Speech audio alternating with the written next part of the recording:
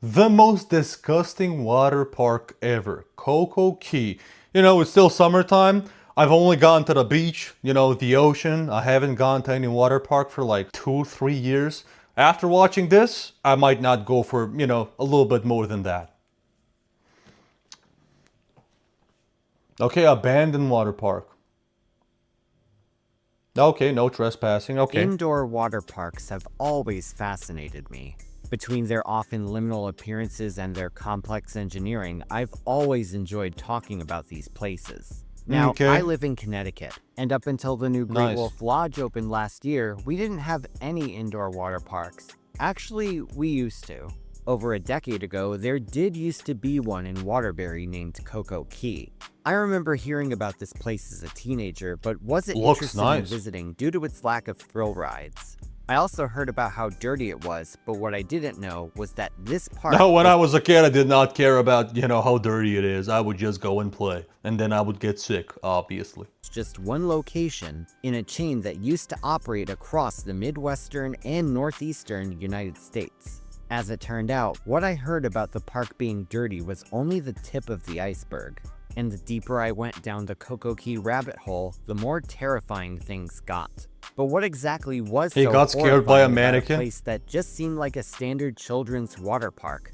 Let's dive into the disgusting history of the Coco Key chain right here on Theme Park Crazy. Coco Key. I went to a place just like the island. Every day is a perfect getaway. There's lots of fun. Just come with me to discover the world of Coco. As somebody who's from Southeastern Europe, none of this disgusts me so far. It's like, I've seen worse. Key. Family fun for everyone. Eh. Coco Key. Water resort. Used to have a lot of cockroaches and other disgusting stuff like rats in the schools I went to. It is what it is. Coco Key. In 2006, the Coco Key Water Resorts chain made its debut. This was during the height of the mid-2000s real estate boom and the US housing bubble. The resorts were developed through a partnership with Wisconsin-based Wave Development and Denver-based Sage Hospitality, as well as other collaborators. Though the US already had the popular Great Wolf Lodge and Kalahari resorts, the Coco Key chain aimed to cater to a different audience. According to an article by Aquatics International, in contrast to Great Wolf or Kalahari, which offer elaborate, all-encompassing water park resort experiences for hotel guests only, Coco Key was designed as a more flexible and more modestly priced alternative to those powerhouses. Kalahari is very ironic because Kalahari is a desert. I think it was in South Africa. Guests could stay at the hotel, visit the water park for the day as a family outing, or combine the two. One major thing Coco Key did differently was how it incorporated the hotel aspect. Rather than a consistently themed all-inclusive resort like with Great Wolf Lodge or Kalahari, Coco Key's developers sought to renovate existing struggling hotels by turning them into water park resorts.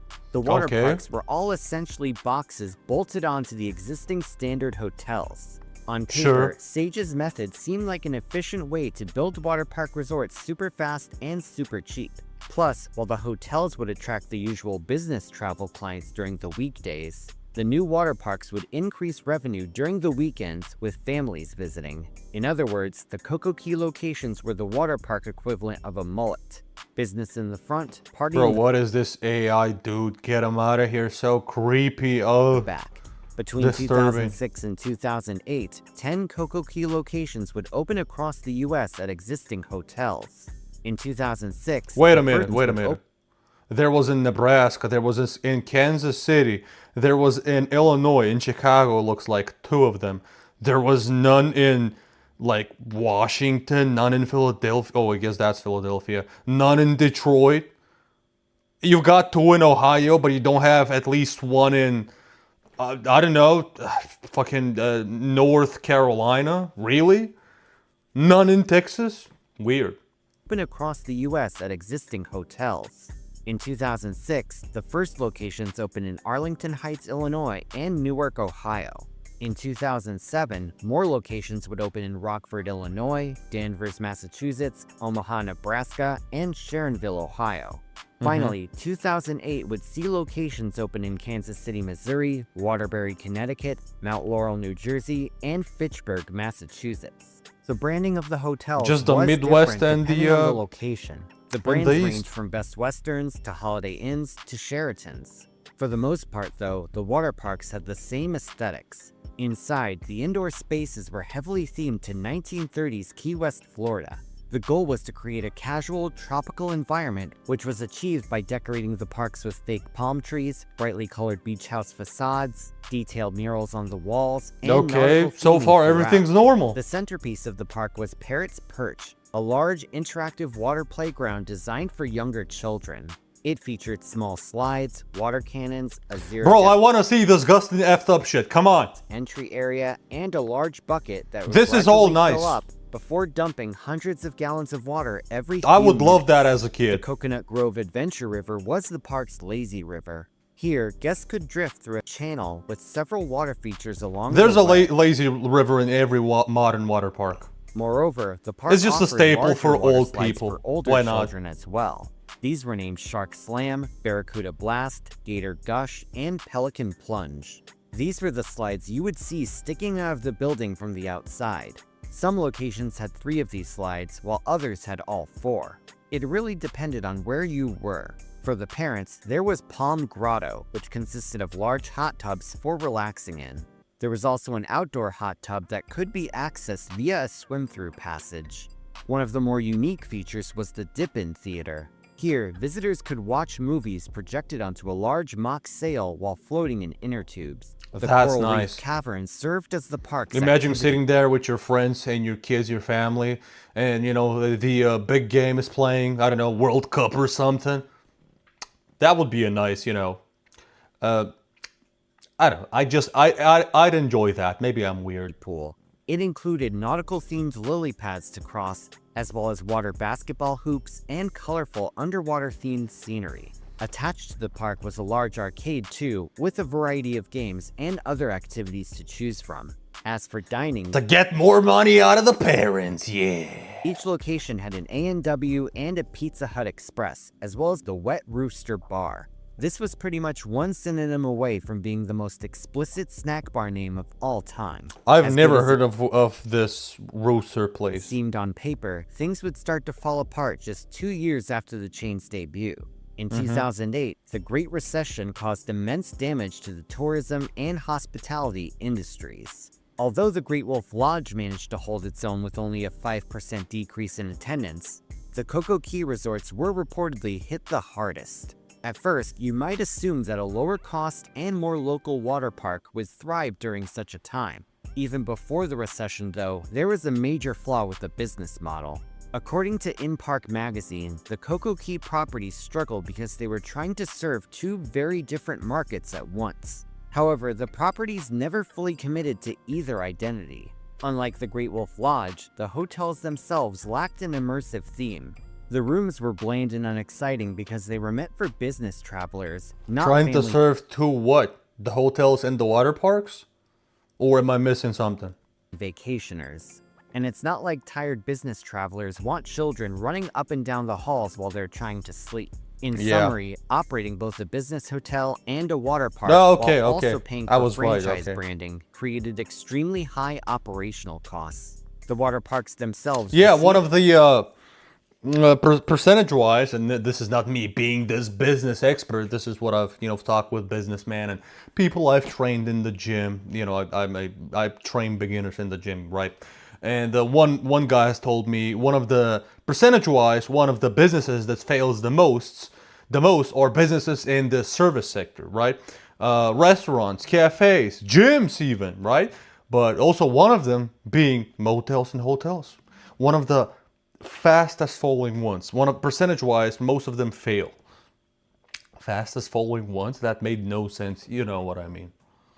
criticism for being overly value engineered. Guests generally view them as Like, they're less the hardest impressive to maintain. experiences than competing indoor That's what water I've heard. parks. Many of the hotels had already been underperforming before the water parks were added, and low weekday occupancy made the whole thing seem like a pretty crappy idea. When the recession hit, these weaknesses became impossible to ignore.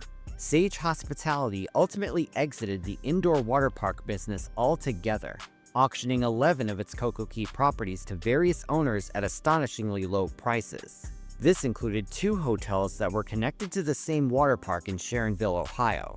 The Arlington Heights location sold for just $7.7 million, which worked out to less than $18,000 per room. This does sound like a lot, but around the same time, Sage sold a JW Marriott, which didn't have an indoor water park, for about $370,000 a God room, damn. which, unless you live in another dimension, is way more than $18,000. The Yeah. Newark, Ohio location sold for just $5 million. Why does this look like a pair of balls? It's just like the penis is missing. Being recently My appraised brain, at man. $36 million just months earlier. The dramatic discounts led In-Park magazine to conclude that, in many cases, adding the water parks actually decreased the value of the properties. For Really? the most part, the properties were sold How? off to independent LLCs and private owners. It was How does honestly any kind of park decrease the value of a property? Like, if you have a hotel with a golf course, it's not decreasing the value. If you have a hotel with basketball and tennis and other types of play, and like its own private beach, it never. I don't get it. Yeah, it's a water park, but how does it? pretty hard What? to keep track of them. Despite the properties changing hands, though, the Cocoa Key brand itself survived. But regardless of who owned each property, they all went to hell, at least according to their average reviews. One God could damn. easily argue that the real estate companies Since the new one in Newark doesn't have like Newark, like in the new NYC metro area, like the most densely populated metro area, right? No ratings, really? So nobody goes there. That's my guess, right? that bought these properties at a discount did not have the funds necessary to run an indoor water park. This discount chain of indoor water parks would have severe See? Looks like I was right. The profits you make from a hotel business are not enough to, manage and maintain the water park. Or even the water park profits aren't enough to maintain the water park in this case. Which then, how do water parks exist? health concerns over the years. These health issues first got attention in 2008 before the sell-off even took place. According to an article from the Boston Herald, the Massachusetts Department of Public Health ordered the Danvers location to shut down after several families reported that their children suffered chemical burns. These burns were believed to be caused by excessive chlorine levels in the water. Now you might think high chlorine level simply means that Did they sue the company? Get some cash? the park used too much pool cleaner. But the truth is much, much more disturbing. You see, there's a difference between free chlorine and combined chlorine. When chlorine is added to pool water, it first exists as free chlorine. This form of chlorine is the stuff that disinfects the water by killing bacteria and viruses. However, when free chlorine reacts with contaminants in the water, it forms combined chlorine, also known as Contaminants like, give some examples. chloramines. Contaminants that help create these chloramines include sweat, body oils, lotions, and yes, urine. You know There we that go. famous chlorine smell that people often associate with swimming pools? Well, that's the byproduct of free chlorine and contaminants coming together. Actually, a clean, properly maintained pool shouldn't have much of a smell at all. If a pool smells strong, that means the free chlorine is engaged in an epic battle with the contaminants and is desperately trying to disinfect the dirty water. This water park was specifically designed for kids, right? Other water parks that were famous back then, and maybe still are to this day. I don't know, I'm not that big into water parks, right? They were for adults as well. And, when it's more focused on kids, who's the less responsible out of the two, you know what I mean? Of course kids are going to pee and not give a flying fuck. Fine chlorine levels become too high, they can irritate the skin and eyes. Plus, Ugh. chloramines evaporate into Oh, a dense, eyes. invisible Imagine fog someone's urine in your eyes, man, mixed with chlorine. on the surface of the water that can cause respiratory problems. In more Nice. severe cases, excessive chloramines can even contribute to chemical burns like the ones reported at Coco Key. As it turned out, the free chlorine levels in the water were just fine, but the combined chlorine was not twice, not 3 times, but 15 times higher than the legal limit. What they really should have done was shock their pools with a bunch of free chlorine and run the HVAC system to disperse the chloramines. But that would have required closing the pools and spending the money to buy the shock and run the HVAC, so that was likely out of the question for a cost-cutting operation. So basically, they sacrifice people's health for more profit. Inspectors also found that the park was not using proper chlorine testing equipment to accurately measure the chemical levels. Moreover, the resort was cited for not having thermometers in its hot tubs either. The water park remained closed until the issues were corrected and the facility passed another inspection, which it eventually did. But this was far from the end of the brand's troubles, as the Sharonville, Ohio park gave it a double whammy in 2015. In May of that year, the Ohio Department of Agriculture shut down the water park after inspectors discovered that the water disinfection system was broken. The department said that the system had been partially busted for months, and it was not working at all during the latest inspection. The Hamilton County. I'm surprised how many businesses are allowed to run that long doing all of these, or not doing all of these things that they're supposed to do for people's health and safety, right? Like last year, was it last year? I think it was last year in, I think it was February or March, a club that was run illegally in my country suddenly caught on fire. They didn't have all the legal, precautions, everything they have to do, all the documents. A lot of the stuff related to that club was illegal. A lot of the cops knew about it, but they've got connections with the politicians, so the cops can't do anything because the guy running the club is somehow connected with the politicians and he's giving them extra money, corruption in other words.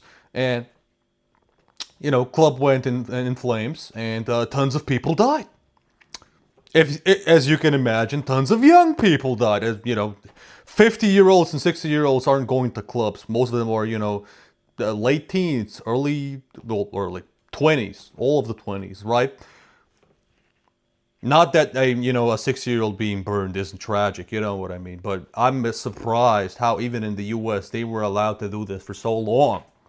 County Department of Health added that the resort had gotten complaints for bed bugs as well. Though the park was eventually cleared to reopen, it was shut down again in October the same year. This time, they were shut down by the state fire marshal. This was because, and you're going to want to sit down for this, both the sprinkler system and the fire alarm system were non-functioning. Even the emergency exit pathways were considered unsafe, blocked, or not properly maintained. In other words, if a fire were to happen... It was exactly the same with this club, I'm telling you guys. Like, emergency exits, don't get me started. Alarm? Here, there's a good chance you'd be hearing about this place on Fascinating Horror instead of Theme Park Crazy. Local news station WCPO of Cincinnati went to investigate the story and actually managed to track down the owner of the LLC that ran the property. When asked to give a story about what happened with the fire marshal, owner Kumar Vemulapalli stated, quote, "The fire marshals came, and I don't know anything about it, so talk to the fire marshal." Vemulapalli claimed that he had no idea the fire system wasn't working, explaining, "I thought it was working until they came in and said it wasn't working. I didn't have a clue." When asked about the water park's closure in May, he said, the water was, I don't know, you'll have to talk to the Department of Agriculture about why they closed." Every single politician and businessman does this to avoid, owning up to their mistakes, and, just blame to the other people and ask them, you were running the place. If somebody F's up, you're also fucked up, man. Apparently, another Balkan one of politics, properties, insane stuff, in Sharonville, was shut down by the fire marshal too. Not long after this, a new management team was brought in and the property reopened as Splash Cincinnati, but it was soon permanently shut down by the health department in July 2018. This whole situation really showed how the companies who bought these properties at big discounts didn't have anything close to the funds or experience needed to run them. This theme continued in 2015 at Rockford, Illinois' Clock Tower Resort. This Coco Key location got flat out condemned. According to the Rockford Register-Star, the water park had received numerous complaints of unsafe and unsanitary conditions for over a year. Between March 2014 and April 2015, the health department inspected Coco Key 18 times. 6 of them were results of complaints from customers, and 12 were follow-ups. These investigations revealed perhaps the most horrifying water park of the entire chain. According to inspectors, the chlorine levels were all over the place. Some pools had way too much chlorine, while others had so little chlorine it couldn't even be measured. In other words, it seemed like they were haphazardly dumping chlorine into the pools in one spot and hoping for the best. All the while, the non-chlorinated parts could have easily become a petri dish for various bacteria and pathogens. According to legend, there was also a bacteria outbreak here, though I haven't been able to confirm it. What was confirmed So did anybody like die from any disease? Hopefully not, but I'm asking, did that happen? other findings. The pH levels were improper, there was no certified pool operator, the pool decks were filthy, the suction gauge on the lazy I'm river's guessing pump no one was even, trying to look after the pools when kids are there, guards. Yeah, there's parents, but there always has to be safeguards, pool guards, safeguards, water guards, whatever you want to call them, especially at kids' water parks, man. broken, which likely meant that if someone's hair got caught in there, there would be no automatic shutdown. The paint was peeling off the floor, the pipes were leaking, and there was sediment on the bottom of the pools with unspecified floating matter on top. I don't know what that floating matter was, but it sure as hell wasn't cold foam. Inspectors noted that the restrooms were also horrifying, with the urinals in disrepair and toilet paper that was held up by wire and paper clips. A quote, offensive... I've been like this? What I've seen? What I've seen. Oof. If this is what it means to be, if this is what a disgusting, ugly, dysfunctional bathroom is in the first world countries, Bro. I don't live in a third world country, but it is a second world country. God damn the stuff I've seen and smelled.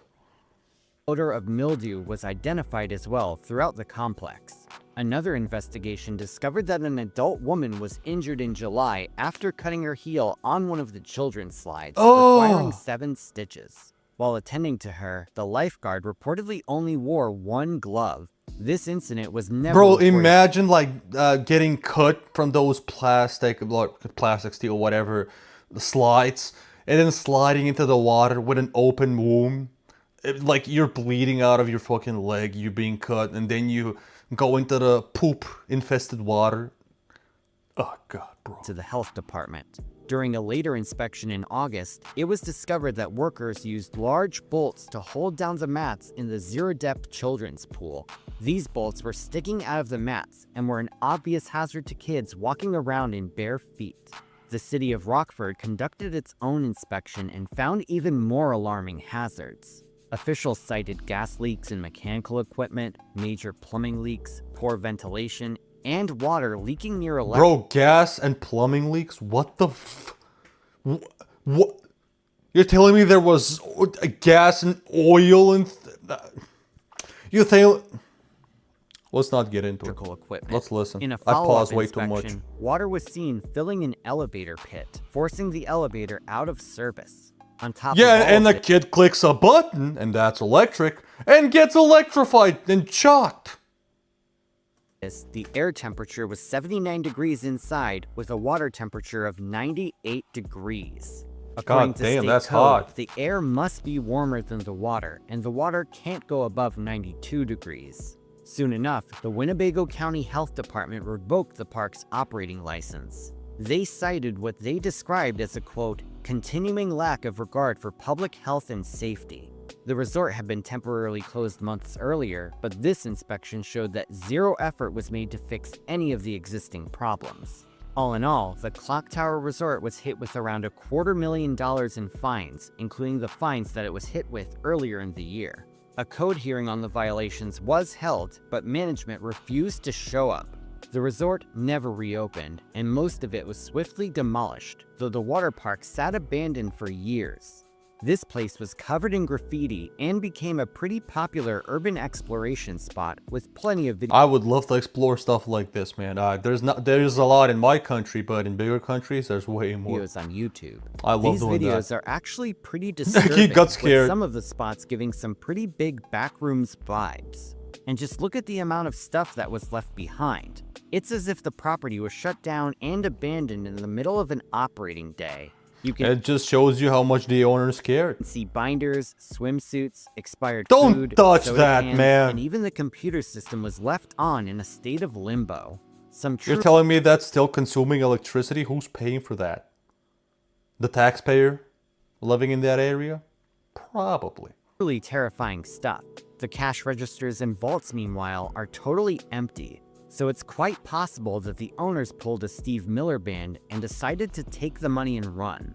Eventually, the whole space was bulldozed to make room for a new Hard Rock casino. Now, let's turn our course. attention to the Omaha location.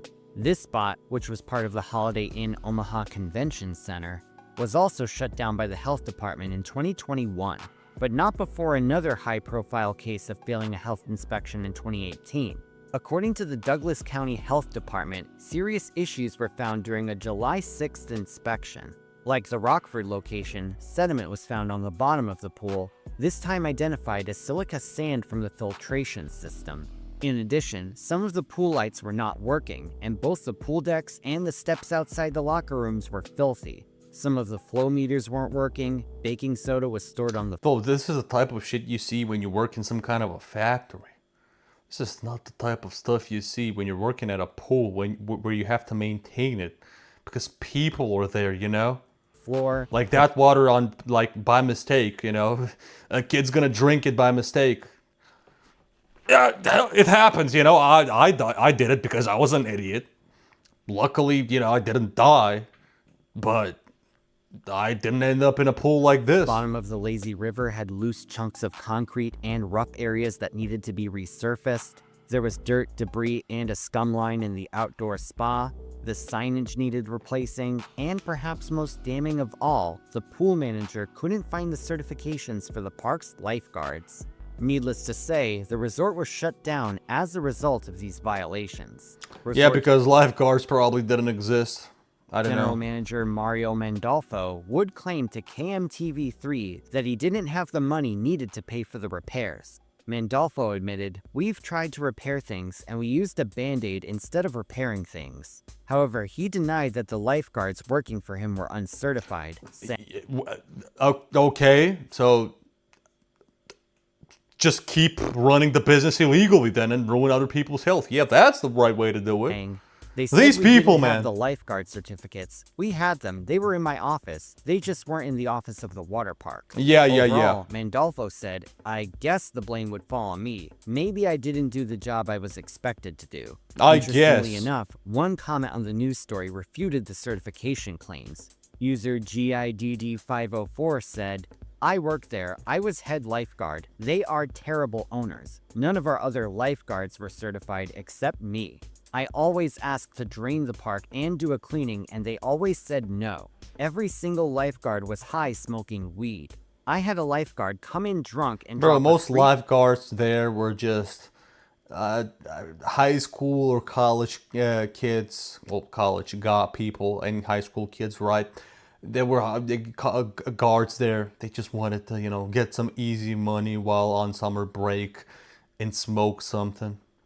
Sadly, it is what it is. It happens in a lot of these kinds of foot businesses. pull from the top slides once. It happens in a lot of cafes as well. I left Casinos because as of the well. liability. Glad I got out before this stuff happened. If you go there, don't expect the lifeguards to save you. None of them were actual lifeguards, just high school kids high out their minds." By the way, TripAdvisor There we go, high user school kids. Kirk H revealed that the hotel had mold on its walls. Fellow user Travel Infam SD I've slept in so many motels and hotels like this, I don't care. showed mold on the ceiling as well. A post on the Omaha subreddit went into even more horror stories about this location.